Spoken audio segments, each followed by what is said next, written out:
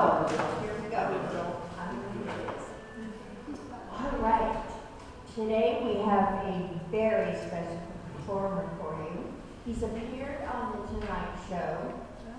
He's appeared on America's Got Talent, with Mickey Deal, at the Comedy Store, and the Laugh Factory in Hollywood as well. Many military bases around the world. Please put your hands together and welcome Mr. Perry Kurtz.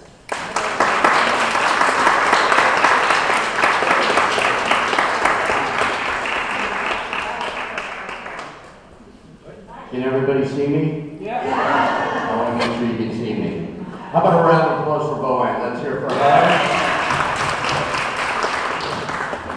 Well, welcome to my show. I'm good for your entertainment. I want to make sure everybody can see me in my jacket. As you know, Liberace's gone, but I got his jacket. He's not going to use it anyway.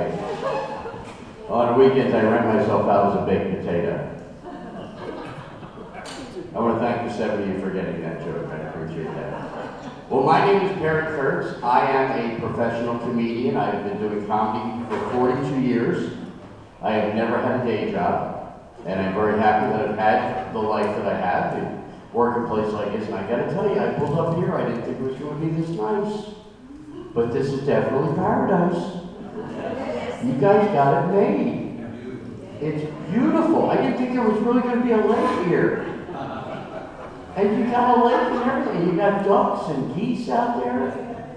This is great. Well, let me tell you a little bit about myself. First of all, I'm 65 years old, so I'm not just here to entertain you. I'm also looking for a place to live.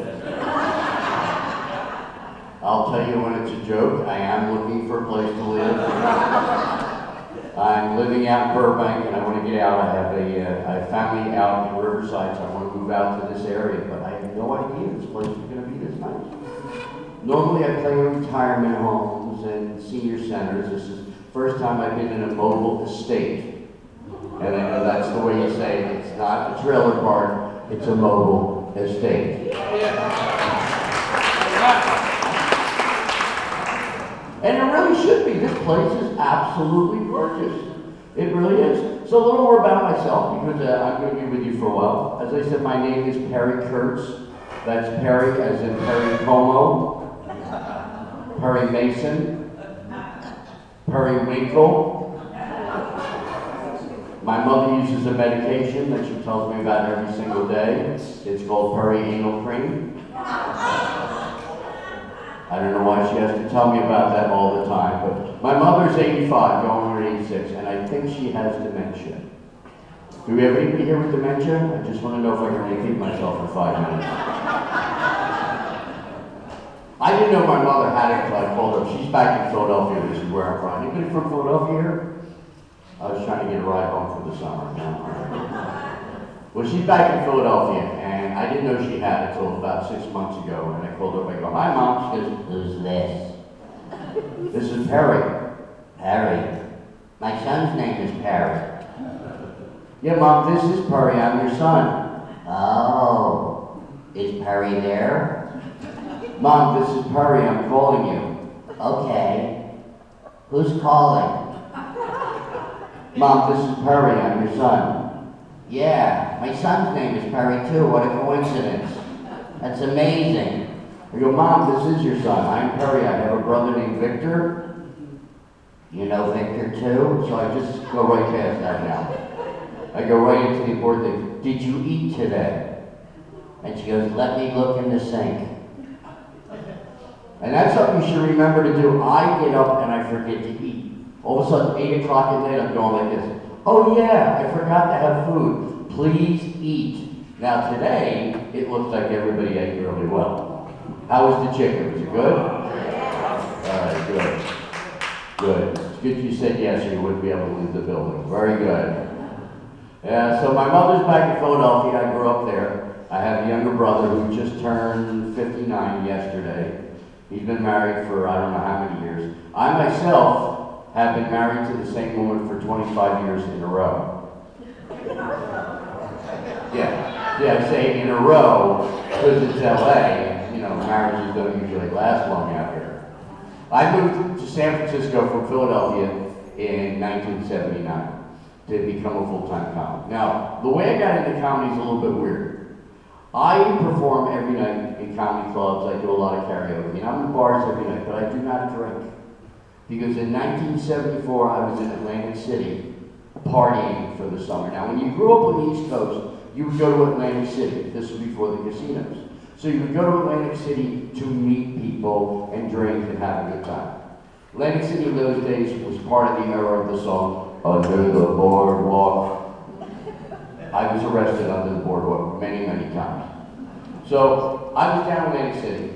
Now, I have a sweet tooth. When I was 10 years old, my mother found me on the floor in the kitchen on my back drinking Hershey syrup directly from a can. Now I pour it in a glass, so I said down in a glass. But because of my sweet tooth, I'm now diabetic, which is a whole other issue. But I like sweet things, so when I used to drink, I would drink Southern Comfort, chased with a Coke, no ice. Now you hear groans coming. Southern Comfort is really strong. Southern Comfort is the stuff that killed Janis Joplin, and she was almost a man. Well, I'm drinking double shots of it, chased with a Coke, no ice in a bar. I had 2 double shots, and a big trucker walks in and sits down and goes, I can't believe a little man like you drinking all that. Can you drink more, little man? And I looked at him and said, if you're buying, I'm drinking. He bought me 6 more double shots of Southern Comfort. Yeah, that's almost 3/4 of a bottle. Now, I'm a little guy, I'm a little under 6 feet tall. I'll tell you when it's a joke. And because I'm a little guy, and I grew up in Philadelphia, I hung out with Italian kids, so I'm kind of have this Napoleonic complex. People tell me, don't say something, that's the first thing I do. They say, you can't do it, watch me. So I drank all this, and I drank it, and he got up and left. And I turned into liquid mercury and slowly slid off my stool until I hit the floor.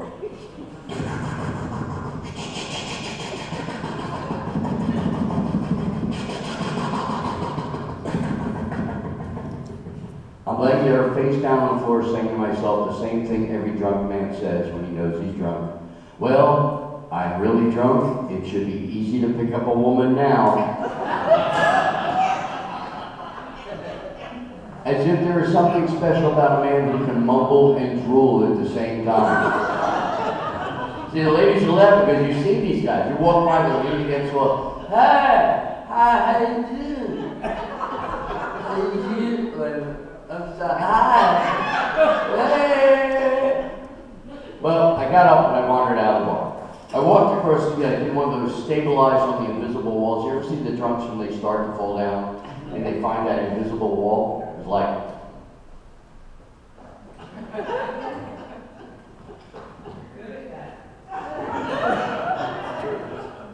and I kept on walking. So I go into the bar across the street. Everybody's dancing. And I'm trying to talk to women. I knew they couldn't understand me because I couldn't understand me. It was basically,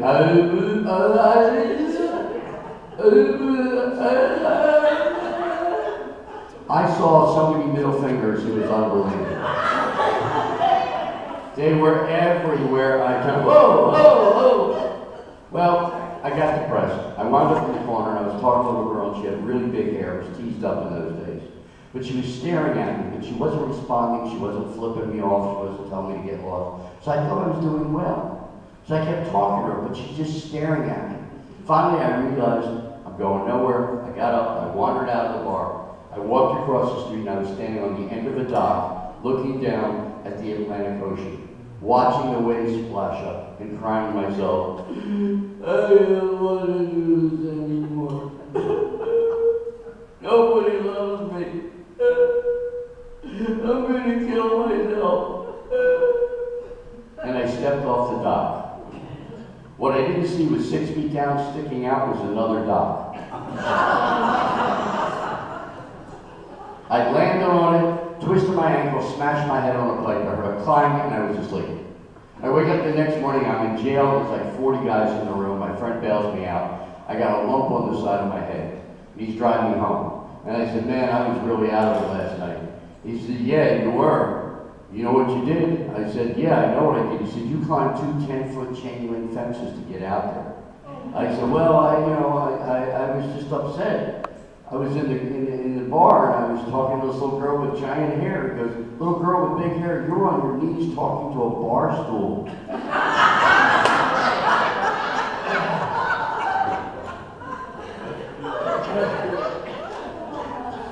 That was 1974. I have not had any alcohol since that day.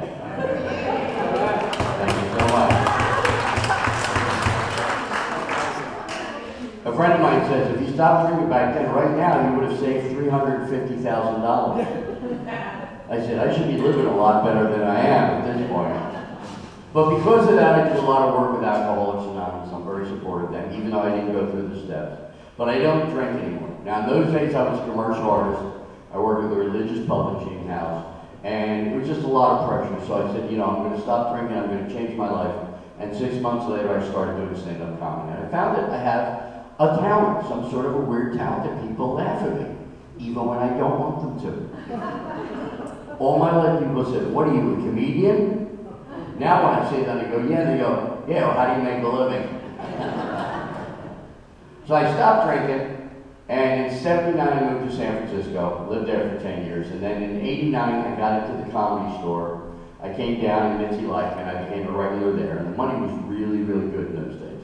I was making like $1,500, $1,800 a week. Not bad. I was getting $250 for a 20-minute show. Not bad. I did 2 shows a night, so I was living really well. I was down in LA, and then in 1990, I met my wife online. Now, I'm sure you're aware of the computer dating thing.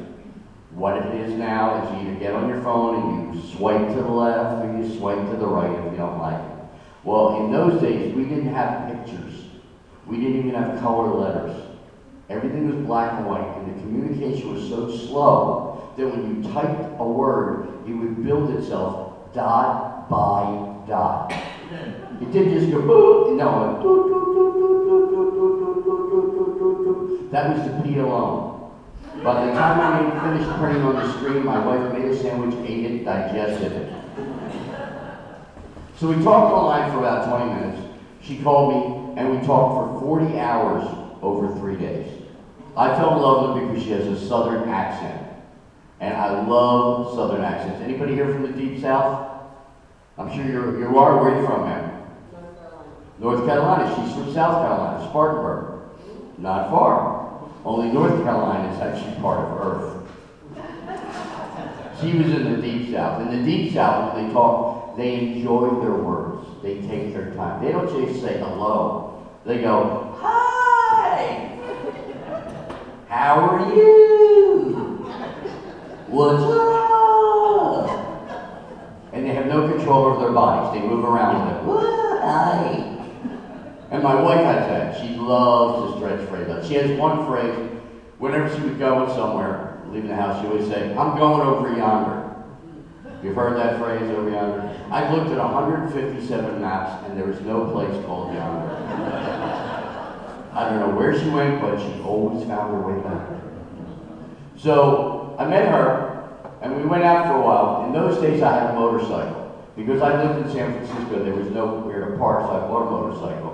And it was a big blue bike, and I had a big trunk on the back to carry my stuff in because I was driving from San Francisco to Seattle to San Diego and out to Phoenix. Anywhere, no matter what weather, I was out there. I had cruise control, I could lock it, I would sit in the back seat with my feet up. I was ready to go. But on the trunk, in big white letters, I put the word Perry Cycle.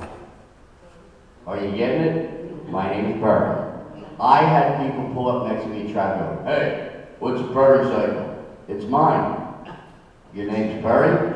Yes, it is. What are you, a comedian? Yes, I am. And they would try to run me over. People don't like it when there's a joke and they don't get it. So in those days, I picked her up and I was working out at the Comedy Store. Got to work out with Richard Pryor, David Letterman stopping in, one of my best friends.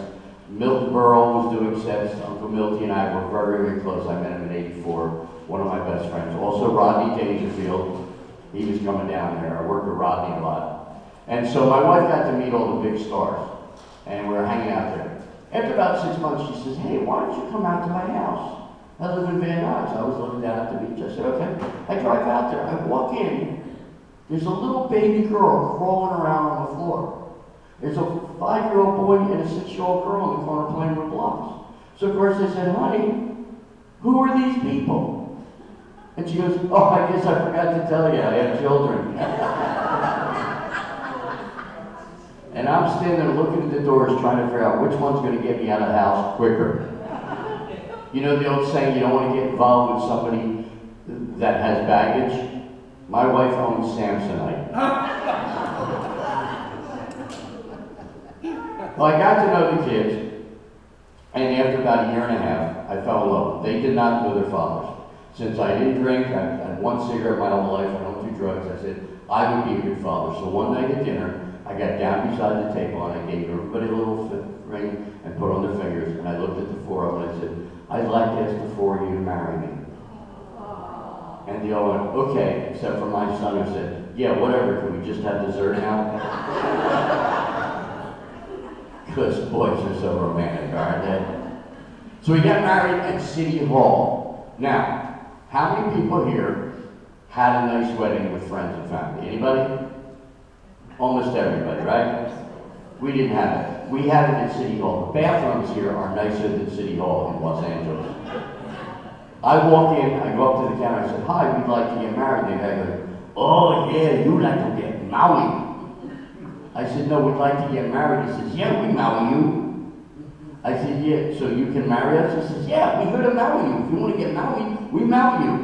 I said, okay. He says, have a seat, we call you when we're ready. I said, we wait for you. When you're ready, you call us.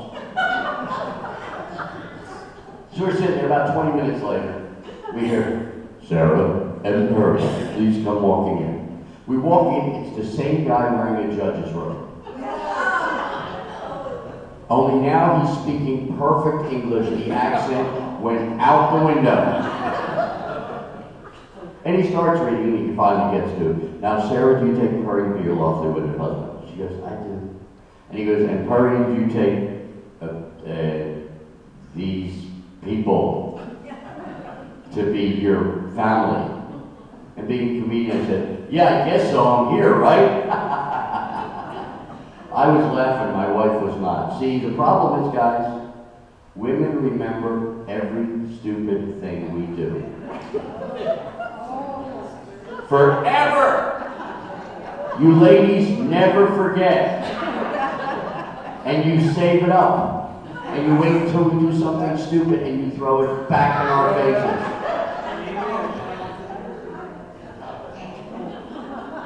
So we got married, we went on the road. I was doing some gigs, we were going to travel across country, and our first stop for our honeymoon was in, and it's a good thing you're seated, we spent our honeymoon in Barstow.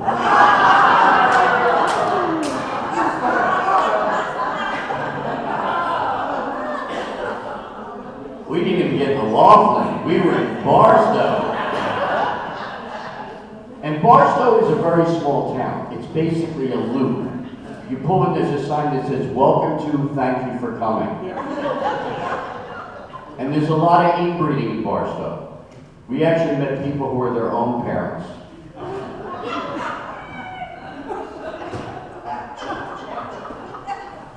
I love the way some of you are getting these jokes more than others.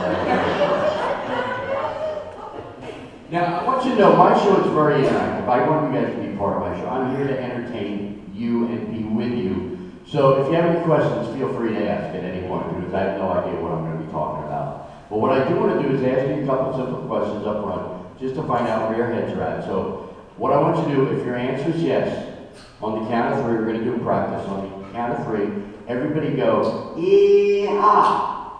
All right, so the women like it already, because women just like to make noises. So on the count of 3, everybody go ee-haw as hard and as long as you can. Ready? 1, 2, 3. Yeah! Very good. All right, remember, if your answer is yes, go yeah. First question. How many people are seeing me today for the first time? Yeah! Okay. How many have never seen me before? Yeah! I confuse some of the people over here, okay? How many people are here today? How many don't know where you are?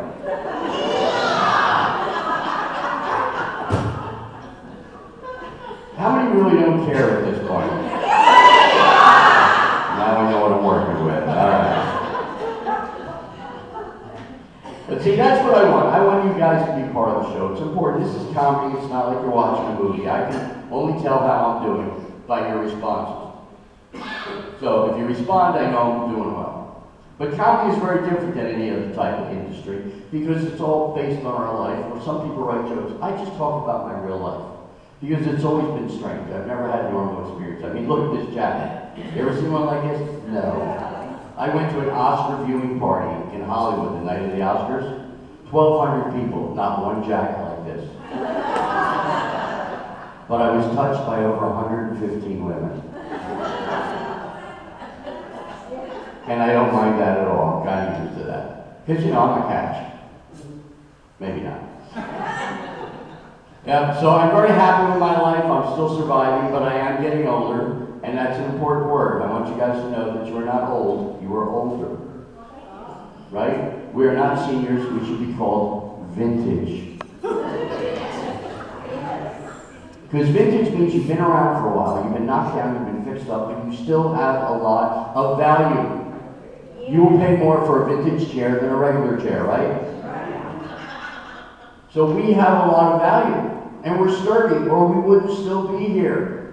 Life is about going to the next stage. As long as you want to get there, you will get there. People move into retirement homes where they're isolated and they develop dementia because they lose contact and the desire to learn new things. You guys are out in a great environment. This is good place. You all seem to recognize each other. Yeehaw. So be happy with whatever age you are. It doesn't matter how old you are, it's all what you feel. I mean, I'm 65. People meet me, they think I'm in my late 40s, I'm in my 50s. You know, although yesterday I did have a really good experience. Yesterday, I got cast in the national commercial for my first time in my life. I don't know if it's national, it's like the Midwest, you know, Ohio, Michigan, Wisconsin, that area. But I got cast as a quirky grandfather, which is great because every time they send me out for auditions, I go in there as a grandfather and they go, nah, you're too young looking. I'm like, what? I'm too young? How does that happen? So I'm very excited about that. That'll be coming out in a couple months. But my whole life, I just always realized you got to keep taking that next step. People say, I got to get started. Well, no, you get started by taking that step. As long as you're talking about doing something, you're never going to do it. You don't try to do things, you just do it. 5 years ago when I decided I was going to retire and get into entertaining seniors, I said, I'm going to do it. All the comedians in town all laughed at me. You can't make a living doing that. Now I'm doing it. This is my life, and I love it. I get to go out and meet people and make them smile. Sometimes I make them laugh, sometimes they're awake. Oh, that happened. I've done places where they weren't. I did one where there were 19 people out of 30 in wheelchairs. But they put the wheelchairs around the perimeter of the room.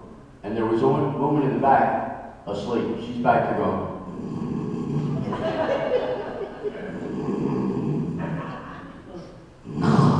What? Okay. Right back asleep. So I try to work with whatever's going on. But I want you to realize you have to work with what's going on. You're the only one you've got, so try to make the best of it. And getting older is not easy. We all change. Remember when you were young and slim and to take a shower, all you had to do was put your hands up and the soap would wash off?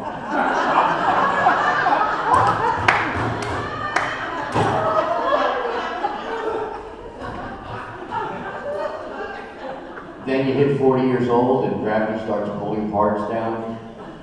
And to wash the soap off, you have to lift parts out of the way.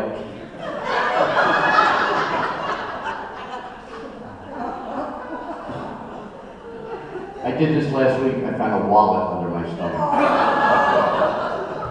But the money was still good. Our hair goes gray. I'm lucky. I have all my hair. I'm very thrilled about that. People always ask me if it's a wig or a helmet. Oh, thank you. And I have a lot of tall guys tell me I have too much hair. And you know what I figured out? These tall guys are all ones with a little tiny bald spot on the top that nobody can see. So I say, you need some? And it's just starting to go great. I've had younger people say, do you darken your hair? Yeah, I darken it and then I spray the gray back in there. That's right. Remember when you first got your dentures, or as we like to call them, our false teeth? Remember that? 6 months after you get them, you're driving away from the house. Suddenly you remember you forgot to put your teeth in. You can't go back. So you spend the whole day talking with your hand over your mouth. No, it's like, how are you? Good to see you. Our eyesight goes, a lot of us have bifocals. I have bifocals. If you don't know what they are, it's two lenses. The top lens is so you can see distance. The bottom lens is so you can see things up close. It's a magnifying glass. But the problem is, it makes things look closer. And when I first got them, I was beating myself up. Because I was trying to walk up the stairs and I couldn't see where the stairs were. And I was tripping going up the stairs. It's one thing when you fall going down the stairs, but when you fall going up the stairs, it's very funny to everybody. And that's the thing about comedy and laughter. Laughter is very important. People don't realize it, and they've proven it, that your body does not know if your laugh is a real laugh or not.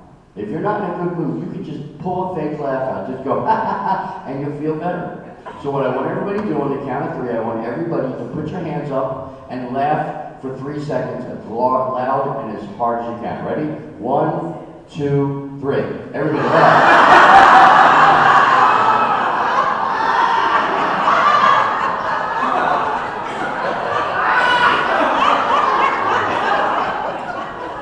All right, see, it's working. It's working. He's even smiling now. Even you're smiling now. He wasn't before. So it works. So if you're not feeling good, just fake a smile. Just laugh. You'll feel better. And laugh whenever you can. That's the one commonality between all humans. We all love to laugh. And human beings are the only animals on the planet that are capable of laughing at ourselves. You're never going to see a dog walking down the street, trip, fall on his face and go.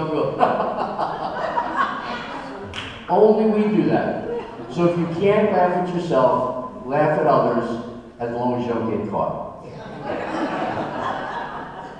Because we laugh when other people hurt. Remember Slapstick, the Three Stooges? You remember why that was so popular? Because somebody else was hurting, and it was not us. And so when they're hurting, we feel elevated. We feel better. Well, at least I'm not in pain. Here, to give you an example. If you're in a room and a woman falls down, every man will rush over to help her up. But if a man falls down, every woman in the room will point at him and laugh. So laugh whenever you can. Couple, as they call senior jokes. There's a gentleman and his friend are sitting in the bar and one's crying, the other one says to him, "Why are you crying?" He goes, "I had a big fight with my wife." He goes, "Well, what's the problem?" He goes, "Well, she said she won't talk to me for a month." And his friend says, "That's great, what's wrong?" He goes, "The month is over."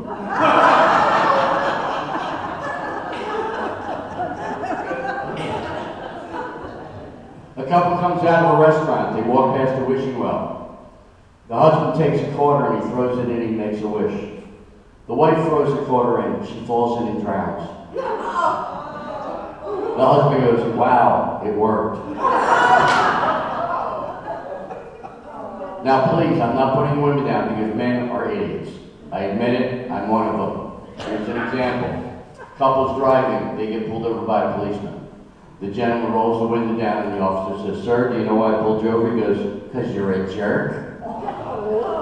And the cop goes, "Not a good way to start." He goes, "I pulled you over because you were doing 65 on a 30. The guy goes, "I was not." He goes, "You were, sir." And the wife goes, "He was doing 90 before that." The husband turns to the wife and goes, "Will you stay out of this?" She goes, "Shut up." He goes, "No, you shut up." She goes, "You're stupid." He goes, "You're stupider." The cop leans and he goes, "You guys always fight like this?" The wife goes, "Only when he's drunk."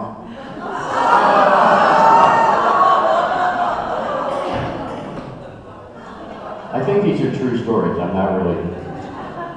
Oh, let me grab a quick Coke here. But life is about living. That's the bottom line. And I meet a lot of people who go, I just can't take it anymore. I'm giving up. Never give up. Never give up. Never give up. The shit. Does anybody remember that? It's from some old movie. I'm dying to find out what it's from. I don't know, it was Mutiny on the Bounty or one of those movies. But you gotta keep going. And like I said, it's not easy. We lose our hearing. You know? I mean, sometimes I tell jokes, I see people in the back turning up their hearing aids so they can hear me. And then I see other people turn them up and they hear my jokes and they turn them back down.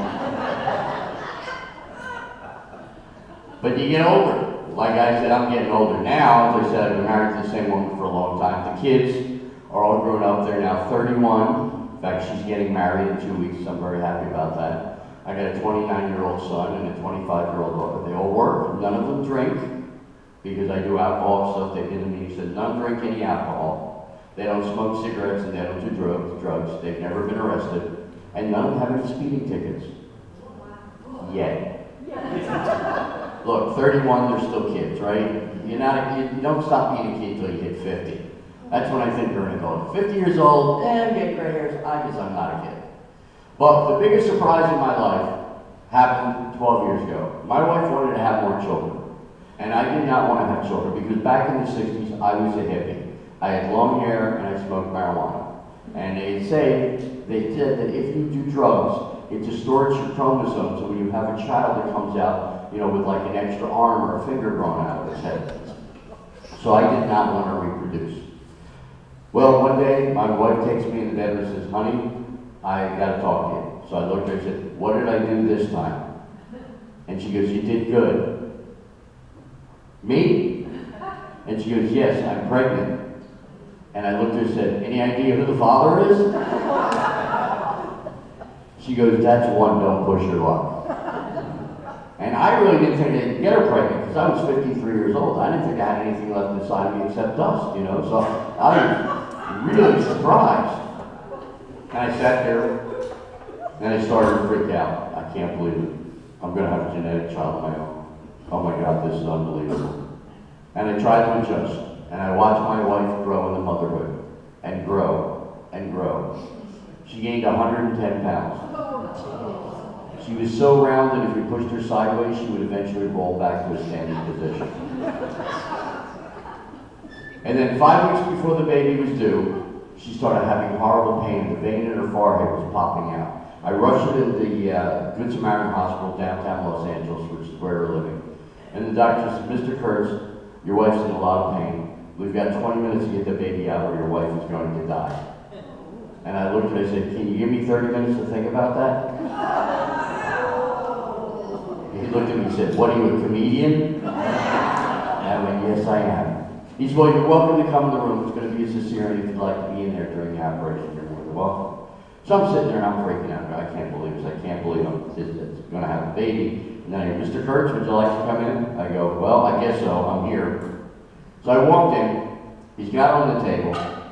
And he's got his hands inside her stomach. But he's pulling things out and dropping them back in like he lost a watch in a drawer. No, that's not it. And he's talking to the waitresses about renting cars to go to Las Vegas. You know, no, who'd you use? No, don't use the National, no, use Enterprise. They better price. Here, take my wallet, there's a card in there. So I finally said, hey, is my daughter in there? He goes, hey, this isn't my first rodeo. I said, how many times have you done this? He goes, 3 or 4. I go, what? He goes, 3 or 4,000. Finally pulls her out and hands her to me, and she was this big, little tiny thing.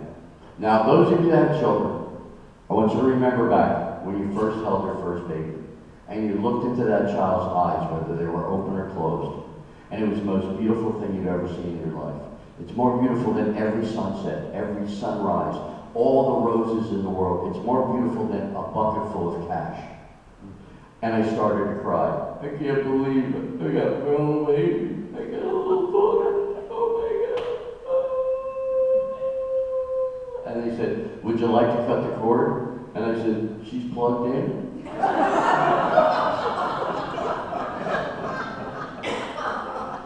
They said, no, the umbilical cord. I said, you're going to give me scissors? They said, all right, come on over here. They put on a little table, and they gave me these little blue scissors with a plastic handle. Now, I thought that it was going to cut. I thought it would be like this, just snip. No, it's like steel. I go to cut the umbilical cord, and it keeps sliding out of the scissors. Every time I close it, it goes. So I'm chasing her umbilical cord around her stomach for 10 minutes. They're hysterical. They got cameras out, they're taking Polaroids. They're laughing, they're calling their friends. Finally, one comes to we do that to everybody. I go, oh, you guys are just a ball of fun, aren't you? And they held it and cut it. We took her home, and we named her Bella. 5 weeks after she was there, she was in the bassinet. And I got up to go to the bathroom. I come walking through the bedroom in the middle of the night, and I hear, I jumped because I thought the devil was in my apartment. You ever heard the devil in a movie or on TV? They always sound like, I'm Lucifer, I'm the devil. I think it would be much more interesting if they made the devil sound like Ethel Merman. Came out in a pink jumpsuit. There's no business like soul business. So I keep on walking, then I hear it again.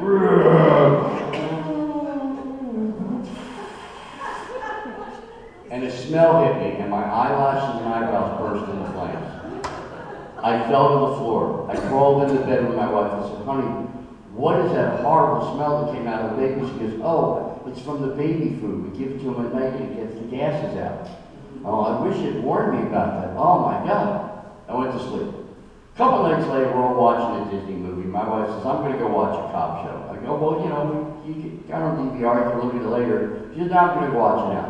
I didn't really like that. And I got a little bit angry, so I figured I'd get even with her. So I waited until she was sleeping, and I ate some baby food. I waited till my stomach was actually going.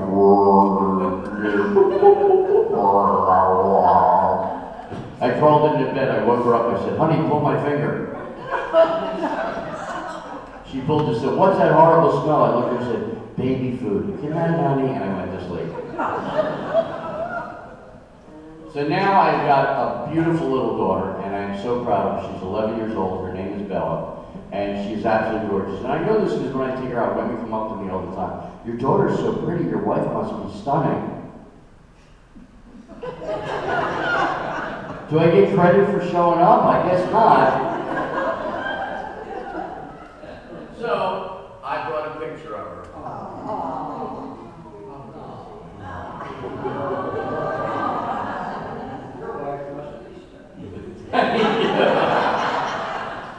I've been waiting for that all night. I love when people get involved. Yes.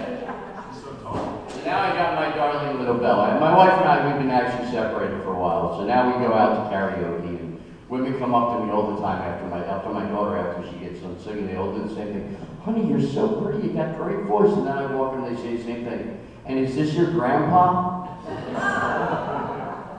So my daughter's the best wingman ever. So I am just so happy to have her in my life.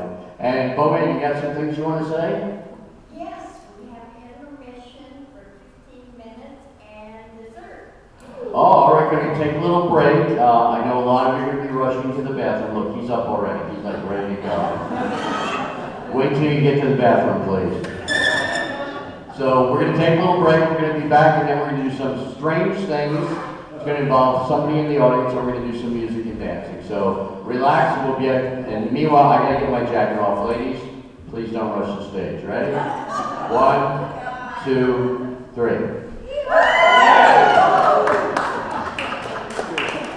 All right, everybody take a break. We'll see you in a little while.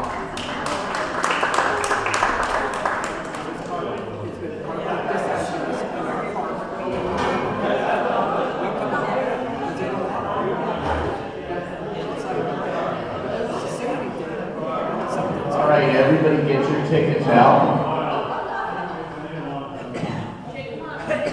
Now, if you have 300 tickets, you're automatically excluded.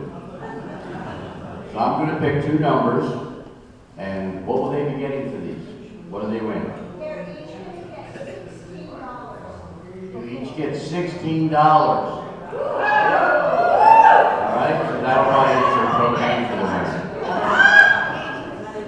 All right, the first one is name, address, oh, wrong side. All right, we're going to go to the last 3 numbers. 572. 572. Right there, you're a winner. Go check, make sure she's really got that number.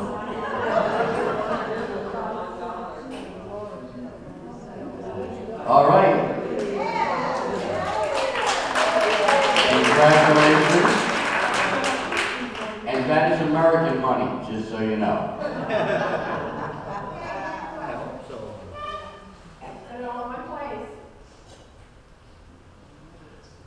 You're not funny, get off. Who wrote this? My daughter, thank you. This is what I want. I want people to heckle me. I love that. The number is 533. 533. Over here at center table, the far end. Congratulations.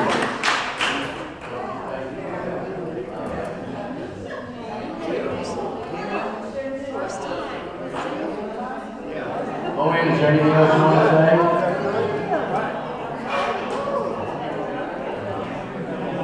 Ladies and gentlemen, here she is again, the lovely Boanna Strada. Okay, how is dessert? Great, yeah, I eat so much I can't even talk. I have a sugar high. Okay, is everybody ready to Mr. Perry Kurtz for a little while longer? Yes. All right. We're going to go ahead for another 20 minutes of entertainment. And then, guess what? We will all be in bed before 9 o'clock. I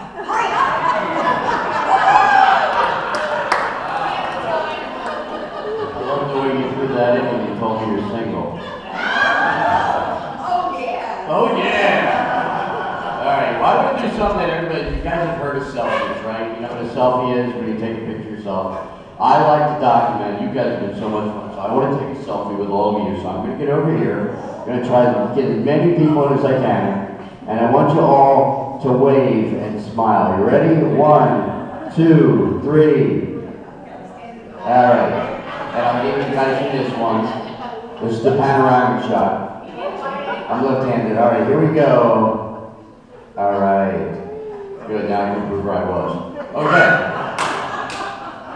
Now, I'm going to do a little music, but before I do that, I want to do an old technique that you may remember. This goes all the way back to the days of Rome. It's called an arms routine, where two people tell a story together. So to do this, I need help. I need a female volunteer from the audience to come up here. I won't embarrass her, and I promise you will have fun you've ever had in 5 minutes with your clothes on. So can I get anybody to volunteer? Anybody? Volunteers? On the ground. Keep you're moving way too much. Let's get her up here. She was looking around and go, who again? You get up here. Come on up here. Yeah, whenever somebody's looking around to see who's going on, I go, that's the one I want. All right. Now, Tina, you are the one who's responsible for all this food here. Everybody give her a round of applause for doing this. This is great. All right, now what we're going to do, I'm going to tell a story, and you're going to be my arm. Oh, wait. Let me turn my camera back when I like to document this. Talk amongst yourselves. We're going, here we go. All right, we're on. Okay, now what's going to happen is I'm going to tell a story, but she's going to stand in back of me, and she's going to act out what I say with her hands and her arms. Very simple stuff. So you come stand in back of me, slip your arms through underneath my arms, and push it down a little bit. Put your hands through. And when you get closer, wow. Wow, you just grabbed right onto me, didn't you? Maybe we'll just leave now. I don't know. All right, that's good. That's what I want you to do. Exactly perfect. You want to act it out, just have fun, relax, and then play with it. It'll be a lot of fun. All right. We're going to start with this morning. I was laying in bed sleeping with my hands under the pillow, which is right next to my head. There we go. All of a sudden, my alarm went off. It scared me, and I jumped. So I got up out of bed and I shut off the alarm. Just tapped it a couple times. Had to beat it up. Yeah. Didn't listen to me. So I got up out of bed and I stretched a little bit. And Then of course I scratched myself.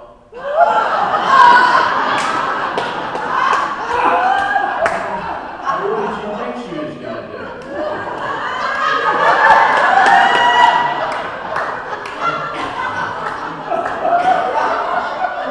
Hey, I got my dreams, you know. So I pulled my shirt on. There we go. And I pulled up my pants.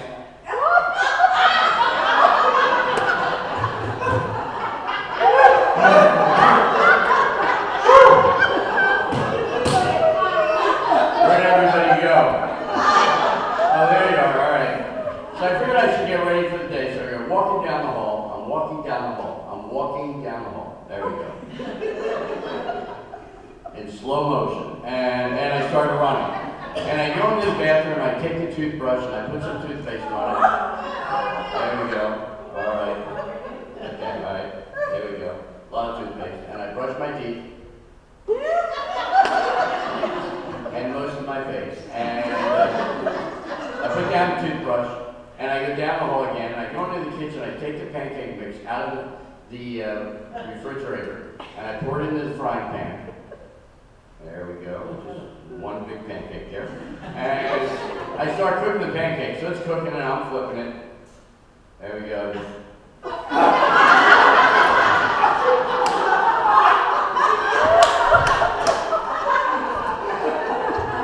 So I scraped it off the wall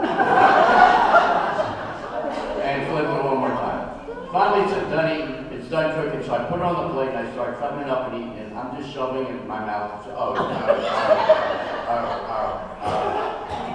I got that eating, I felt really full. Oh, my stomach. Oh, there it is. And I felt like I was going to throw up, you know, so they go,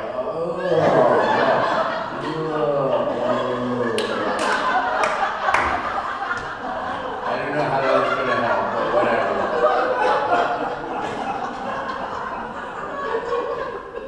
So I figured I should call the doctor, so I picked up the phone and I dialed his number. Still has a dial phone, I got that. Pioneer 7 number. And he says, get down here right away. So I hang up the phone and I'm driving down to the doctor's office on my motorcycle.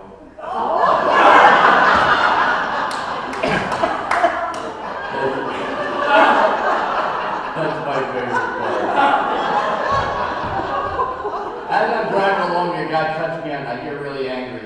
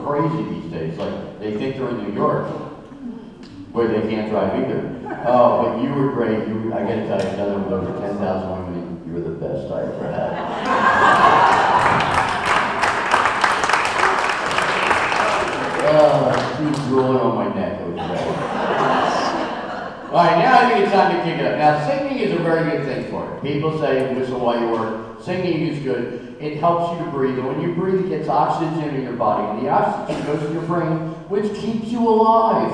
So what I want to do is a little sing-along. We're going to start out with a song called When the Saints Go Marching In. You all know it. It's a two-parter, so you can jump on any part. Ready? Oh, when the saints go marching in. Everybody. Oh, when the saints go marching in, I wanna be in that number. When the saints go marching.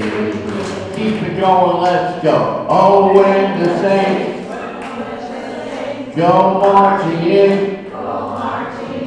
Oh, when the saints go marching in, I wanna be in that number. When the saints go marching in. Very good. Give yourself a round of applause. Now I'm going to say something to you about you guys, which is a joke in the senior home, but you guys did it unassisted.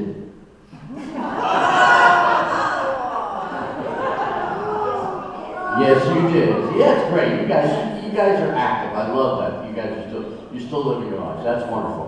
All right, let's do one that goes all the way back to childhood. I've been in there. It's a song called "Row, Row, Row Your Boat." Same type of thing, 2 parts. Ready? Row, row, row your boat gently down the stream. Merrily, merrily, merrily, merrily, life is but a dream. Keep going.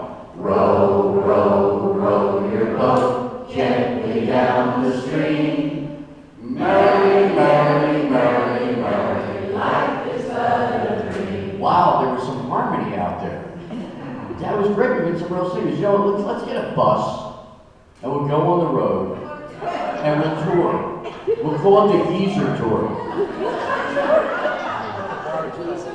The Geezer Tour. I gotta remember that. Thank God I'm taking this stuff, because I don't remember. You know, they call it the Wonder Years, when you wonder what you ate. You wonder where you put your phone. You wonder what day it is. And you wonder what your name is. That's it. All right, now we're going to kick it up, so I'm going to grab what we call in the business when you have an instrument. It's called an axe. So I'm going to grab mine.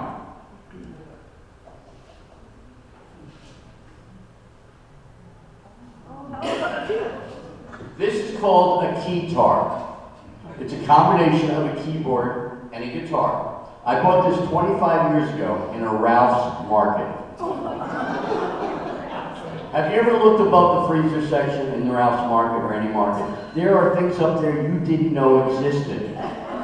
Who invented a 10-slice toaster? 10 slices, 9 I can see. 3 rows of 3, no. There's 3 rows of 3 and 1 extra slice on the side. So I saw this thing and I bought it, and it's become so much fun because it's automatic.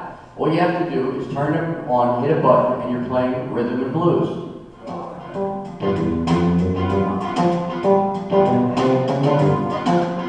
And you can jam with yourself.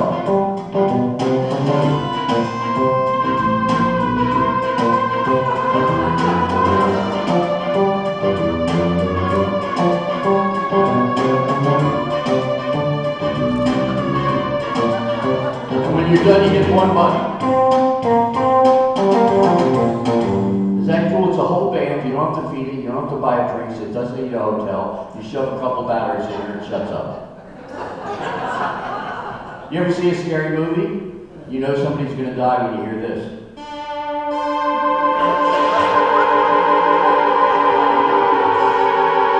Norman, get out of the bathroom! But yeah, I've had so much fun with this thing. So what I want to do is we're going to do a sing-along. And we're going to do a sing-along that you guys all probably remember. It's called Zippity Doo-Dah. Zippity Doo-Dah, zippity yay. My oh my, what a wonderful day. Plenty of sunshine coming my way. Zippity Doo-Dah, zippity yay. Mr. Bluebird on my shoulder. It's the truth, it's actual, Everything is satisfactory. Zippity-doo-dah, zippity-yay. Wonderful feeling, wonderful day.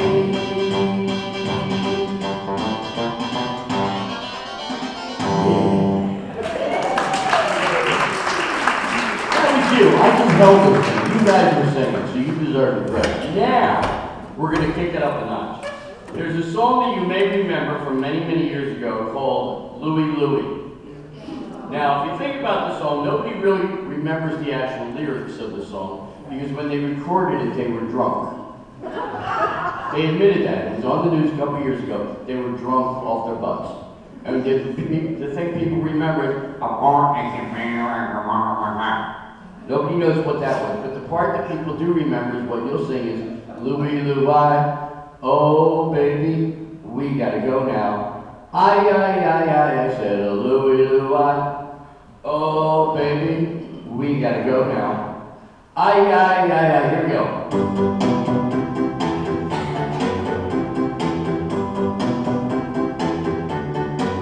But now here is a song called Louie Louie. I hope that you people will give it a try. Now here is what I want you to do. I want to hear you sing a little bit of Louie Louie. Come on, Louie Louie. Oh baby, we gotta go now. Oh Louie Louie. Oh baby, we gotta go now. Well, you did pretty good. You sang the stuff right on time, but you really came to life on the Louie Louie line. Now what I'm doing now, people call rap. They say they just made it up. Well, it ain't like that. Bob Dylan was starting a song many, many years ago, but now, oh, I'm rapping, baby, hey. Well, guess what? I know that it's Louie Louie. Oh, baby, oh, we gotta go now. I said Louie Louie. Oh, baby, oh, we gotta go now. All right, now where's the dancers at? We got any dancers out there? Any lady get up and boogie for us? She's dancing in the back. Look like she's working that camera. She's twisting like her ex-husband's head. I'll just pop this thing right off. That's okay. All right, here we go. I'm gonna go again. Well, I'm glad you all came down here to see my show. You know, when I pulled up, I really didn't even know if anyone would be here, if that would be green. In fact, that's all the tablecloth that I am seeing. Is this leftovers from St. Patty's Day? No, it's not. I'm trying to make a joke, but it wasn't that hot. Louie Louie, whoa, baby, we gotta go now. I said Louie Louie. Whoa, baby, oh, we gotta go now. All right, now I'm gonna do my big ending for you. It's a thing that I do. I call it karaoke. I named it after me. Remember, I'm a trained professional, so do not try this at home.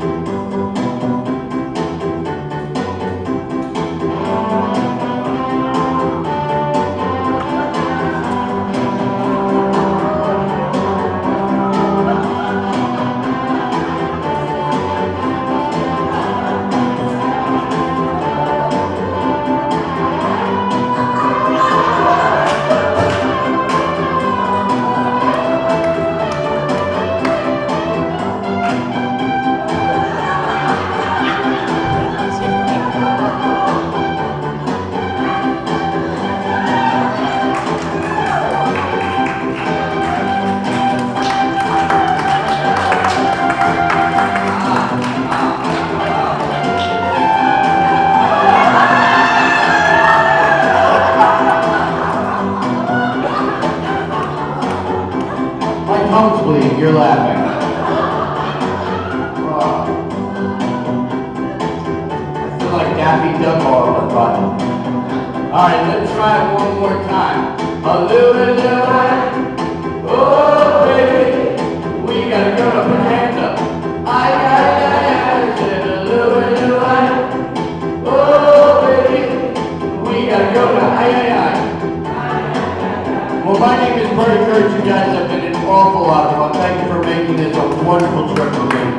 Take care of each other and take care of yourself.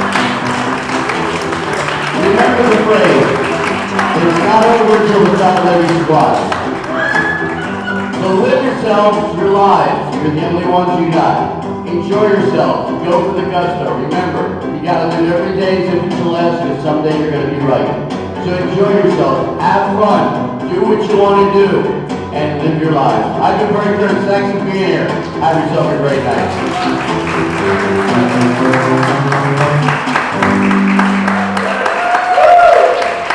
Thank you. Thank you so much, Karen. You guys enjoyed that? Give me another big hand. No, we're not going to keep anything like that. Now look at this. He's very single.